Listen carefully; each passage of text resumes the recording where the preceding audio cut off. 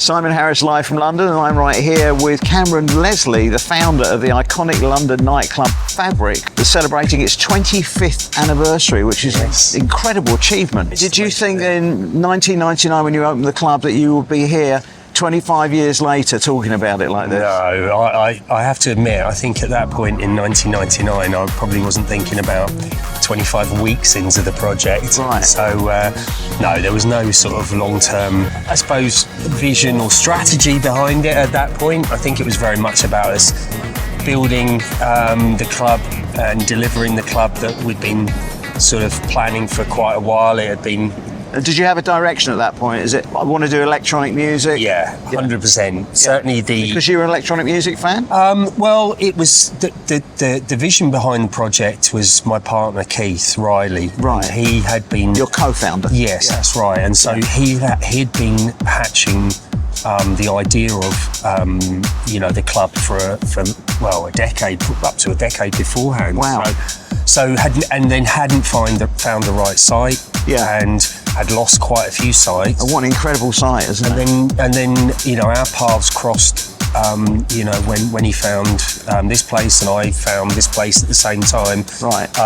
For different reasons, and we came together at that point. And a bit of time later, Fabric was conceived, and the doors opened, and well.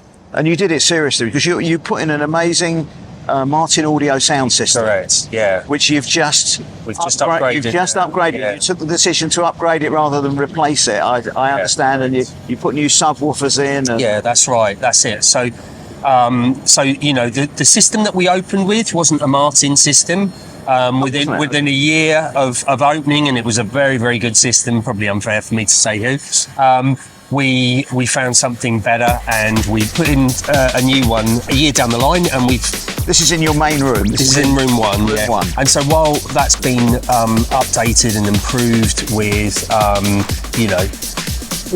minor refurbishments as we've gone along when things have blown, we haven't necessarily done a full upgrade or room uplift like we have now. So. I mean, the club is known for being really cool. It's the cool place to go, and it has been for years.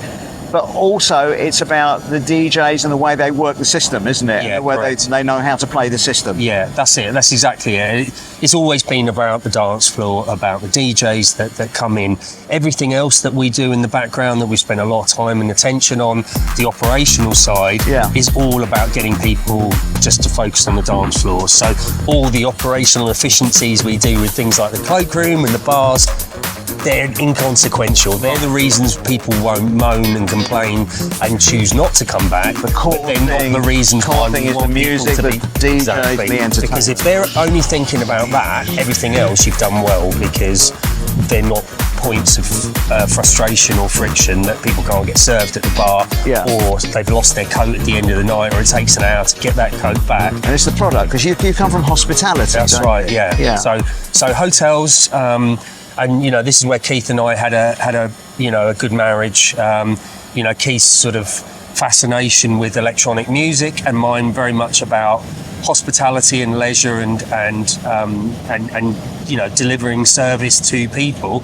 Bringing that together was something that we felt passionate about right in the beginning, was that we could meld those two things together and deliver something that captured everything. And London's had so many ups and downs, hasn't it, with the pandemic and the economic downturn, and the club was closing and it's opening and stuff like that. 25 years and you're still here, so you're one of the big survivors. Well, that's it. That's it. It has been a roller coaster, but at the same time, I think our own ability to dig in and get ourselves out of various situations is why we've had longevity. Not just about the product as well. I think it's the makeup of, our desire to make sure Fabric is not only there, but evolving and getting better in many ways.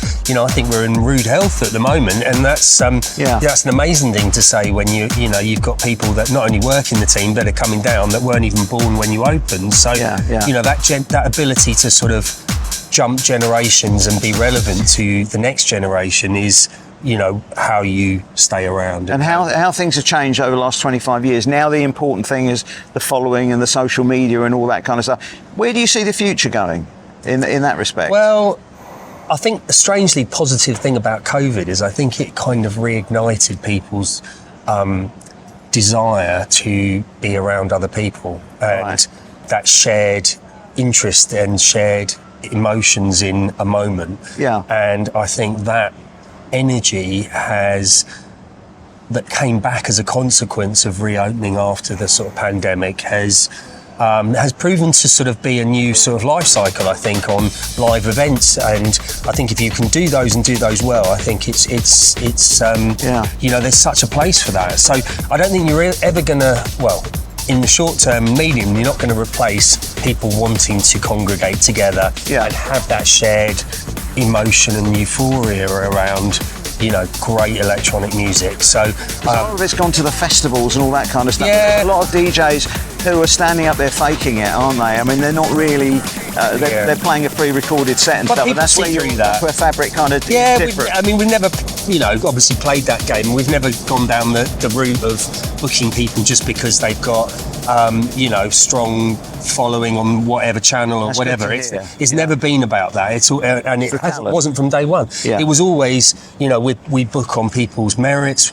You know, if somebody has got a big following, it doesn't discount them from playing here. So we're not prejudiced either way. Yeah. We've always just tried to do it on the merits of making the best possible night. And if that means that there's unknown artists that we want to shine a light on, or, you know, mega DJs that have, you know, started out here but have gone on. Sometimes we do, but you know, some of those artists were playing in our smallest room for £50 at the beginning of their journey, you know, and you know, we've just kept up those relationships, and the nice thing is they still come back even though they've probably outgrown, you know, a venue of our size and are now paying, you know, to 100,000 people on a big stage. So, you know, that's the nice thing about, I think, where people's maybe life has come from the dance floor. Is that they don't. You're not the kind of club that puts the spotlight on the DJ and it's about all the pointing fingers and the knob twiddling. No.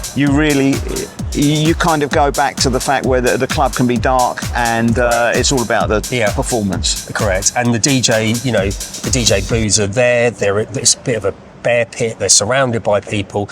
There's no escaping. There's no hiding. Oh yeah. You know, that they're there to deliver. And you know, 99% of the artists that come in really play up their game. So it's fantastic. Yeah, it's a great place to be. Brilliant. Okay. Well, good luck for the next 25 Thank you years. very much. Let's hope we're here with beers. Exactly. I remember when I did that chat with you 25 years ago. Knocking knees. So yeah. Like 50 years of that. Man, I wouldn't be a bit worried about the state of me at that point. But anyway, we'll cross that bridge when we get to it. So. Brilliant. Okay. All right. Well, it's Nice one. Appreciate it. Nice to meet you. Thanks, mate. Cheers. Thank you. Cameron Leslie, co-founder of Fabric, the iconic London club.